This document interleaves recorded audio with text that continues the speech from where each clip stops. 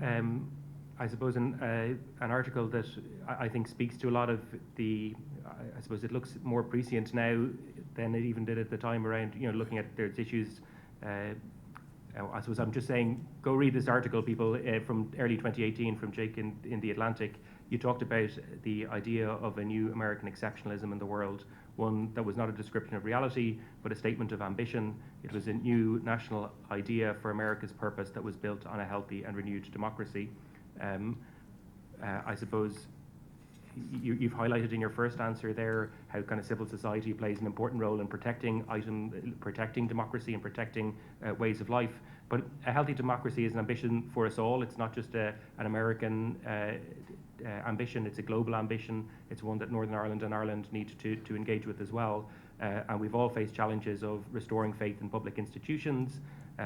In your article, in the one in foreign policy as well, you talk about affirming the values around public service and the kind of the ideals of the people that are working in public service institutions and overcoming issues of polarization.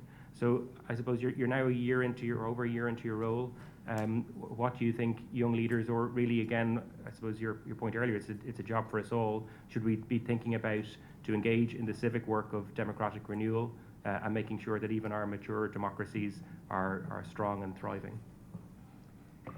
It's interesting. I've thought a lot about this because, of course, there's deep political polarization in the United States. I've participated in bruising political campaigns as a staffer. I have been subject personally to criticism and have criticized others over the course of the years. And even in foreign policy and national security, I think increasingly it is difficult to protect that space from partisanship in the way that historically the United States was able to try to have politics stop at the water's edge.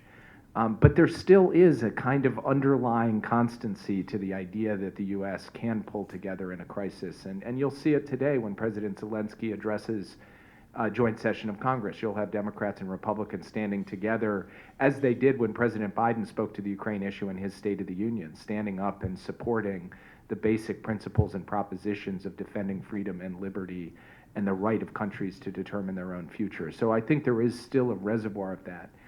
But probably the biggest thing that I think is getting lost year after year, and it's partly about the nature of news consumption and the propagation of social media. It's partly about the evolution of party politics in the United States and in other countries, and frankly, in the major democracies of Europe and the Americas and Africa and basically everywhere across the world. And that is, I think people are less likely today than they were a decade or two or three ago to assume good faith and to listen to counter arguments and counter perspectives.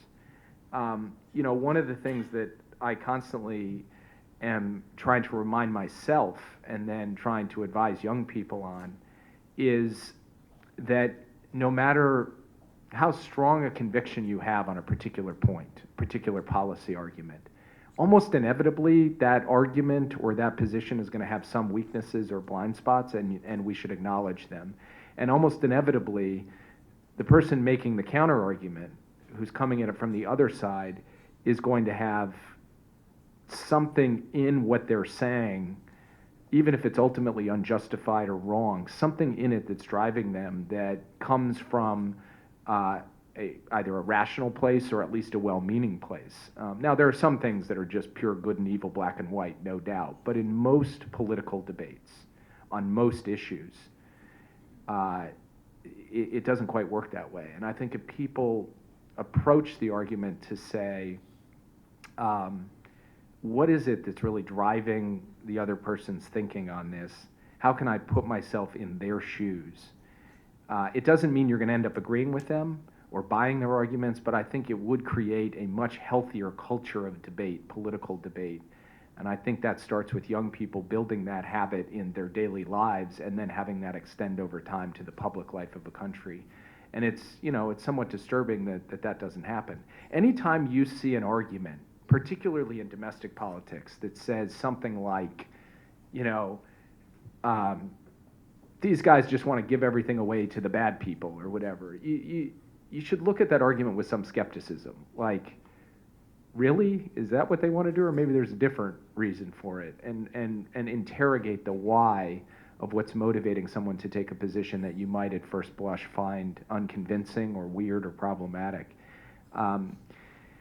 That's not a, my observation on this is really about culture in a way. It's about a culture of debate in a society. And I think the culture of debate in our society, in American society, could use refreshment.